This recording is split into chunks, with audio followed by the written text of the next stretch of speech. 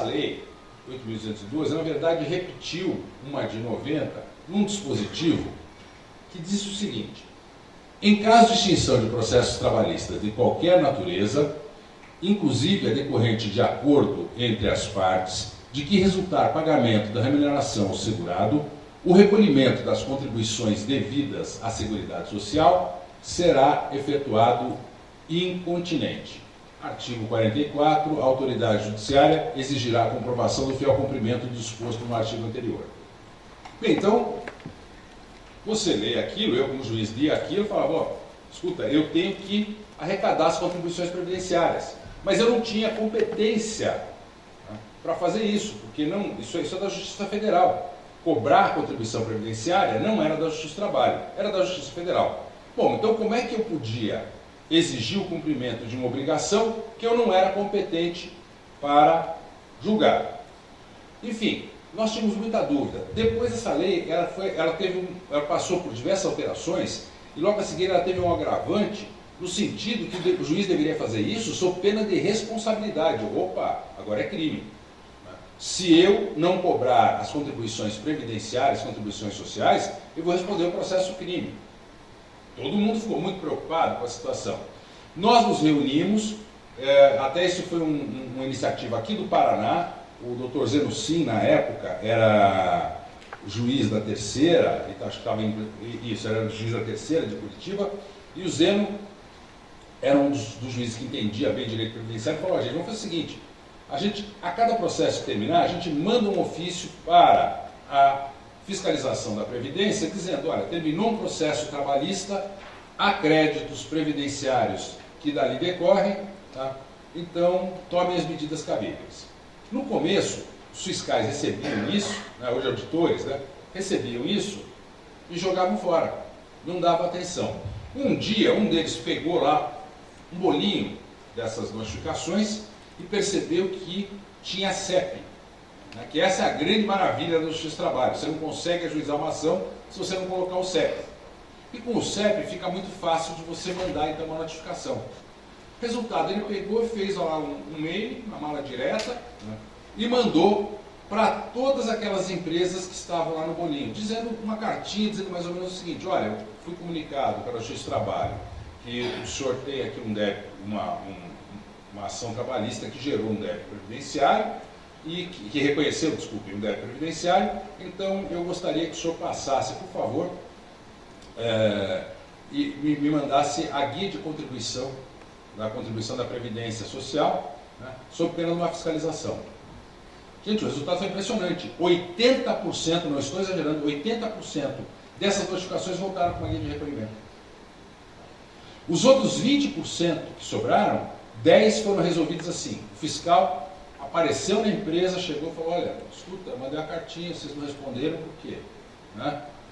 E o senhor vai responder ou o senhor quer que eu volte amanhã fazer uma fiscalização aqui?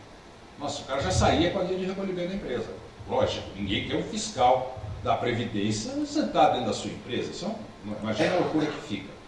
Resultado, a arrecadação, aumentou muito a arrecadação da Previdência.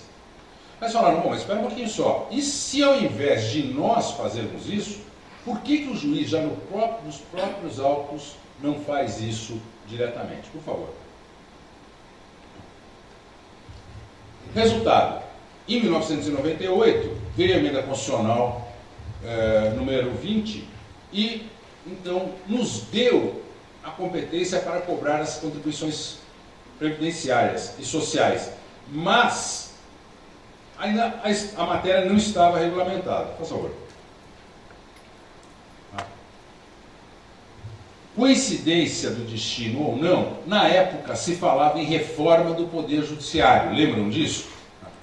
E aqui, ó, o ministro Almir Pazanotto, na época vice-presidente do TST, fez uma crítica pública muito ácida com relação aos ministros, à política, e o senador, o Antônio Carlos Magalhães, vulgo Toninho Malvadeza, na época se sentiu muito bravo com aquilo e começou um atrito muito sério com o ministro Almir Pazanotto. Tá?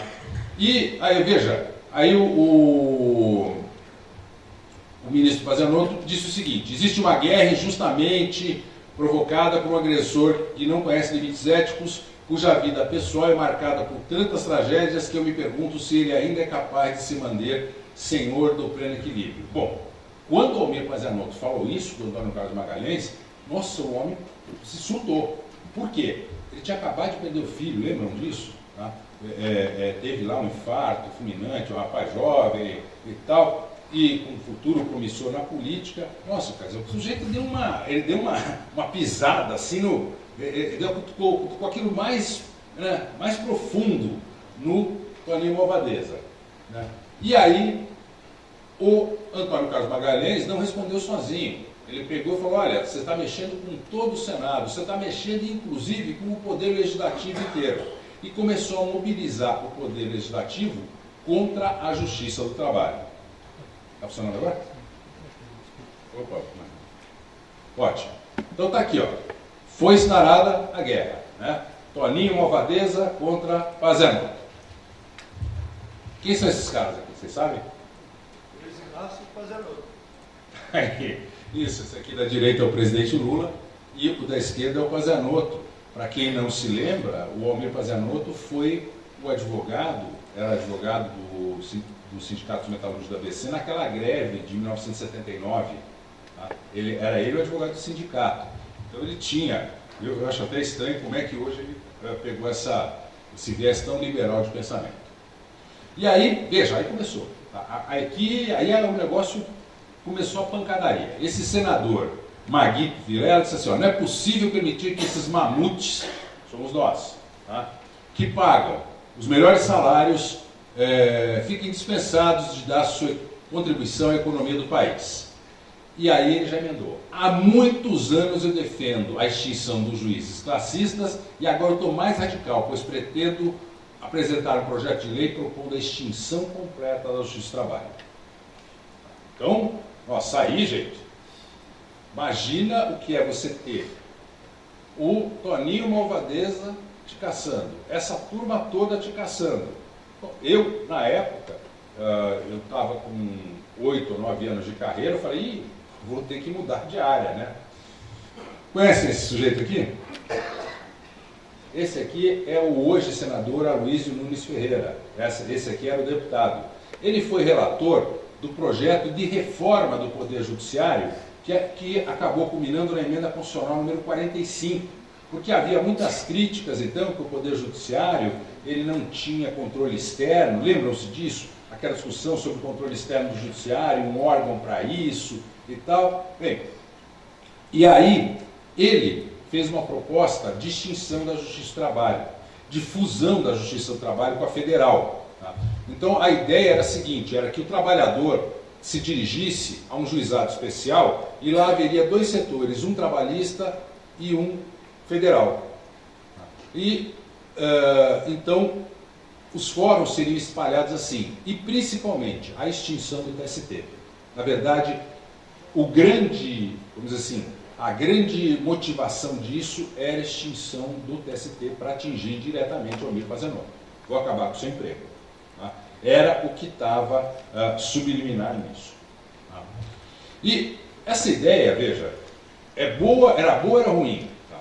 Olha, gente, assim, eu não vou dizer que talvez pudesse ser ruim ou não, porque quem sabe a Justiça do Trabalho, tá, com uma outra feição, ficando dividida, enfim, nós poderíamos trabalhar de um outro modo. Então eu não sei se isso seria bom ou ruim. Tá? Eu acho muito ruim, de uma primeira vista. Agora tinha um aspecto prático. Nós, juízes do trabalho, não queríamos, e os nossos colegas juízes federais também não queriam. Tá? Eles porque juiz federal, matéria restrita, tal, e eles têm uma visão fazendária. E nós, no direito, o juiz do trabalho é um sujeito diferente porque ele tem uma visão muito mais social. Veja, o concurso deles, concurso para ingresso na carreira, o que cai? Direito tributário, direito administrativo, são os grandes focos, direito constitucional. E o nosso, o que cai? Principalmente, claro, direito do trabalho, direito processual do trabalho. E outra coisa, se houvesse uma incorporação, não seria da Justiça do Trabalho pela Justiça Federal, porque nós éramos 10 vezes maiores. Então, nós incorporaríamos a Justiça Federal e outra coisa, nós entre aspas, governaríamos esse setor do judiciário porque nós éramos maioria. Então eles não queriam de jeito nenhum, e nós também não queríamos, porque isso tira completamente o nosso foco. Tá? Por um outro lado, veja, eu trago aqui um jornal aqui do Senado, tá? Então, esse é de 2000, aonde a Justiça do Trabalho poderá cobrar dívidas previdenciárias, né? Então, e alertando sobre o volume disso. E aqui tem um dado muito interessante, né? No sentido de que, na época, a Justiça arrecadou, a Previdência passou a arrecadar 314 milhões. Não sei se vocês se lembram, nessa época teve aquele rombo, um pouco antes, daquela advogada Georgina, que pegou um monte, e aí que estourou a história do déficit previdenciário, enfim, tá? E de repente ganharam um poderoso aliado na captação disso, né? Na captação desses recursos. Resultado, em 2000 houve uma alteração da CLT, uma lei da Previdência Social, e aqui, então, essa lei foi a que fez a regulamentação da cobrança das contribuições previdenciárias na Justiça do Trabalho. Aí começaram a vir os resultados disso. 2003, uma arrecadação tributária de 1 bilhão e 300 milhões. Nossa, gente, isso é impressionante. Isso é muito impressionante, tá? Os índices que a Justiça do Trabalho começou a alcançar. Nunca houve uma cobrança tão efetiva de previdência como a feita pela Justiça do Trabalho. Tá? Resultado, aquela emenda constitucional, aquele projeto de reforma judiciária, tá? Que inclusive, em determinado momento, chegou a cogitar a extinção da Justiça do Trabalho, para surpresa de todos, me sai com a emenda 45, fazendo o quê? Ampliando, não só mantendo, como ampliando muito o âmbito de atuação da Justiça do Trabalho, aumentou muito a competência da Justiça do Trabalho.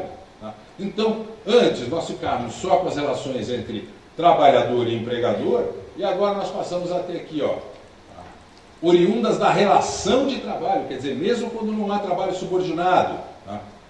Direito de greve, disputas sindicais, tá? Deixa eu ver o que mais, dano moral ou patrimonial decorrente da relação de trabalho. Gente, isso foi outra